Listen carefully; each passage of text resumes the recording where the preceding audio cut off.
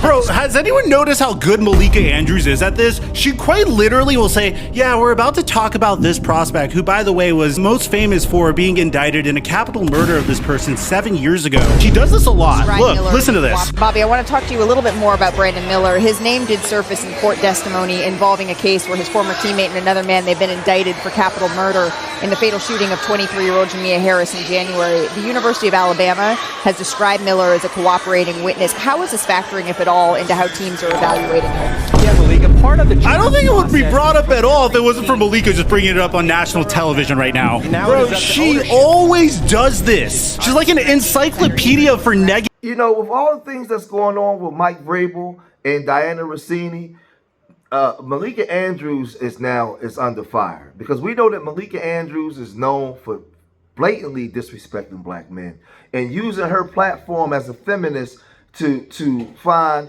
anything that she can find on a black man, the worst of the worst, never really showing them in a positive light. And people have called her out. She's went back and forth with different people over the time. Now, there's been a lot of situations where a white man or a woman or somebody else may have been caught up in a scandal or accusation, and she'll be mum, she'll be quiet. And people are asking, well, where are you on this Mike Vrabel situation and Dianna Russini? She's invisible. She's not saying anything. She's not nowhere to be found, right? But when Ime Udoka was in trouble, when Joe Mazzulla was hired as Boston's new head coach, she had a whole bunch of stuff to say. Now, we remember back in 2022 when she had the blow up with Stephen A. Smith online because of the Ime Udoka situation. With all due respect, this is not about pointing the finger. Stop. What became apparent to me in this press conference is that we do not have all of the information here. And it was frustrating to me that the Celtics declined to elaborate or to give more specifics about what exactly the rule breaking was that led us to this point. So that I just wanted to get that out of the way first. But to answer your question, Molly, I think what stood out to me, I think what stood out to me is that Brad Stevens, he was upset. That's what stood out to me about what he termed rampant Twitter BS is the word that he used, that women were unfairly dragged into this within the Celtics organization. You could see that Brad Stevens was visibly upset about this. And I also found that to be gross and unnecessary, that folks were bringing in the names and the images of women that is just not a fact. That was purely speculation. And so to me, that is what stood out. But the Celtics as an organization could have done more, and short of doing more ahead of this yesterday, they could have owned that responsibility in this press conference. I understand that there were legal parameters that they had to operate within for everybody involved, and I appreciate the fact that they brought in outside counsel and did a thorough organization. And I think that that is something that was clearly necessary in this situation. But the fact that it was able to go on all day, the fact that we are sitting here debating whether somebody else should have been suspended or not, we are not here, Stephen A., to further blame women. That is not why we are here. First of all. So that's her going bonkers and bananas, right, on Stephen A. Smith and all the men on the panel, because the men were saying at that time, wait a minute, we asking for transparency. You guys leaked Ime Udoka and got him plastered all over the media, but you want to keep the woman silent. The woman knew what she was doing too. The woman knew she was cheating on her husband. Why are you keeping her silent? Why do you have him out there? They both broke the rule, right? She was standing hard on women and women bull crap. No, the woman was just as wrong as the man was. Remember, I stand on what's right and what's wrong, right? Now when Joe Mazzulla was being hired as the new coach, here she come again. She started coming out and with all these allegations. Lula was arrested twice at West Virginia, once in 2008 for underage drinking and aggravated assault, and then again in 2009 for domestic battery after an incident at Morgantown Bar. He paid a $100 fine and court costs, plus had to do 40 hours of community service. Now, that was 13 years ago. He settled and paid both fines. So, Woj, why are the Celtics choosing him as their next head coach? Now, what she did, I thought, was very disrespectful to the Boston Celtics and their organization. Now, we would know that after what happened with Ime Udoka, they would have did a thorough investigation of the new head coach coming in. A thorough investigation. They would have searched him top to bottom. So for her, and if they're not talking about it once they hired him, for her to come on the air and do that, to me, was in poor taste. It was disrespectful.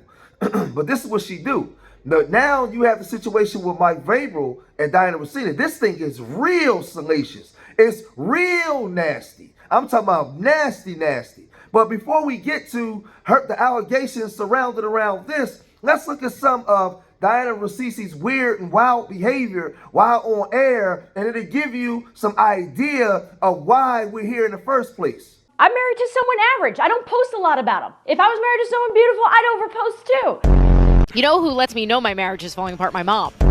No, I did things in Miami I haven't even told my husband because it's just I had that much fun. It was well, not like that, but like I knew he would he would judge the kind of partying I was doing. I don't know what got into me. I just remember being down there acting like it was my last day on earth. For 12 days, I'm not going to sleep. I'm not going to eat. My family's going to hate me. My husband's going to threaten divorce. But we've signed up for this, and we're getting divorced at the end of the year. We've never been more disconnected in our lives. Our text messages look like two robots. Love you. Any of that? Love you. Love you too. No, not even an emoji. And so the night before my wedding, I remember Jimmy was great. He made like a funny joke like, hey, it's the night before your wedding. You sure you want to do this? And I'm thinking like, of all the people in my life that I'm going to talk to the night before my wedding, the one guy my dad wanted me to, or my mom wanted me to marry was Jimmy Garoppolo. So now we see that this woman is wild and crazy, right? She's not protecting her husband. She's saying a whole bunch of wild, disrespectful stuff already, right? And they talking about they wanted her to marry Jimmy Garoppolo. So this woman is a pro football pass around. That coochie just getting frisbeed around to whoever, right? So now we find out that she was having a 6-year relationship with Mike Vrabel, former Tennessee Titan, also played for New England. He was coaching. Now he's coaching down there at Tennessee. And he was boat racing them cheeks for, running all kinds of halfback options, jet sweeps. He was doing, linebacker blitz. He was doing all kinds of stuff in them cheeks, right? So now you got people reporting this. Dianna Russini, you are one devious woman. Please tell me that you did not name your firstborn, your first child, after the man you've been having an affair with for the past 6 years.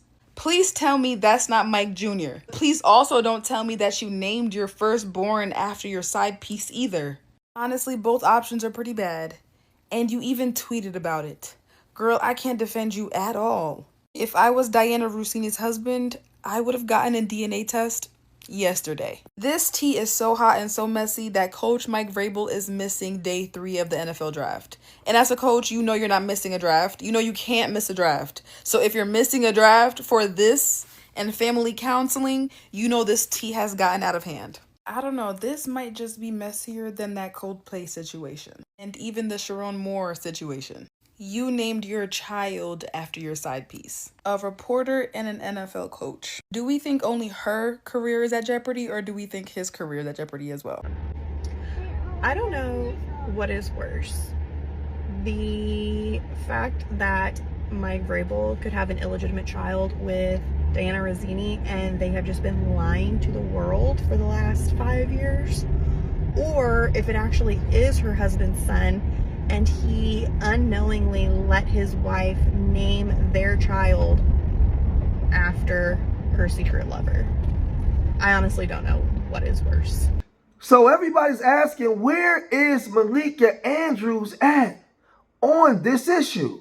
We looking around, we can't find her. She's invisible. She's nowhere, right? And a lot of people are calling her out. A lot of people are upset. A lot of people are calling her racist. A lot of people are calling her a hypocrite, right? There's a lot of women that's upset. Usually women stick with women, but there's a lot of women that do not like this Dianna Russini situation, and they are very upset, especially married women. There's a lot of women that say that they're setting us back, and there's so many women out here that didn't sleep their way to the top. They're hard workers, man. The hard workers, they out there doing the right way, keeping their integrity. And this woman is out there just spreading her cheeks to whoever so she can get in a position. There's a lot of women out there that despise these kind of women, but they stay quiet because they don't want to be looked at as a pick-me. So now you have women online talking like this. Dianna Russini situation, the cheating scandal is one thing. Of course she's been sleeping her way to the top. That's how women get success in industries like any kind of entertainment industry.